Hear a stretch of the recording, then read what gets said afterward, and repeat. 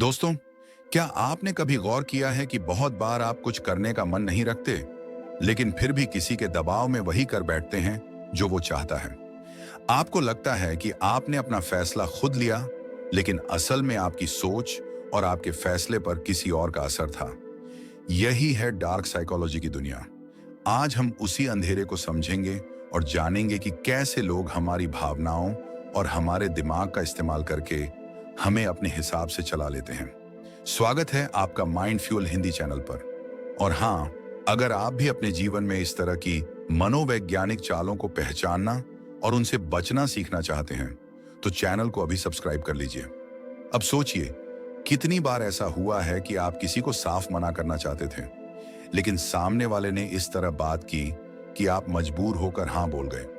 यह कोई इत्तेफाक नहीं है, बल्कि यह है गिल्ट ट्रिपिंग।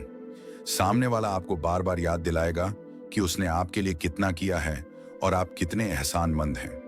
धीरे धीरे आपके दिमाग में यह बैठ जाता है कि अगर आप उसकी बात नहीं मानेंगे तो आप गलत हैं। और जब आप खुद को गलत मान लेते हैं तो सामने वाला आसानी से आपको कंट्रोल कर लेता है। फिर आता है डर दिखाने का तरीका। डर इंसान का सबसे बड़ा दुश्मन है और सबसे बड़ा हथियार भी।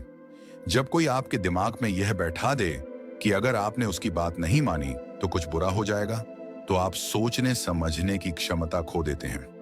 आप बस बचने की कोशिश करते हैं। यही वजह है कि कई लोग धमकी देकर या भविष्य का डर दिखाकर आपको अपने जाल में फंसा लेते हैं।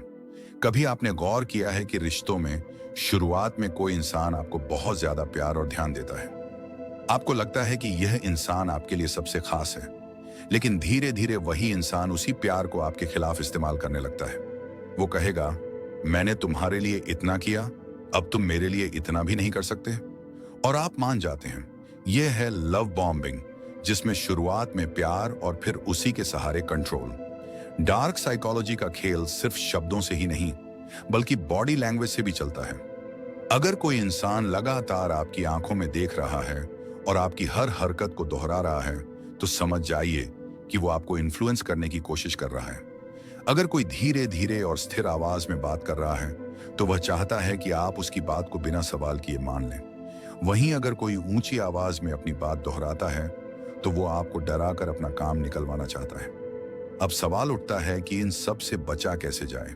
सबसे पहला कदम है जागरूकता।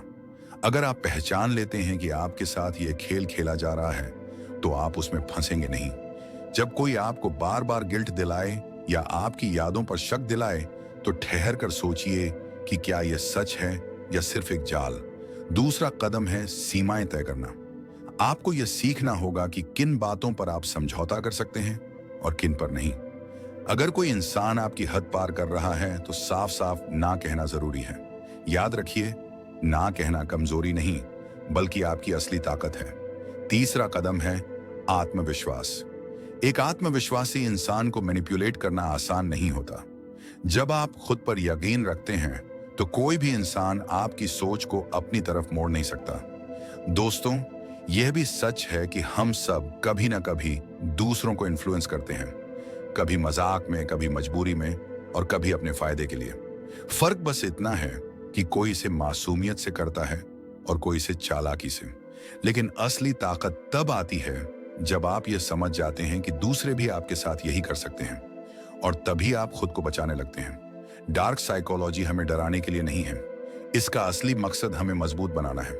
जब आप इन तरीकों को पहचानना शुरू कर देंगे, तो आप न सिर्फ खुद को सुरक्षित रख पाएंगे, बल्कि दूसरों को भी बचा पाएंगे।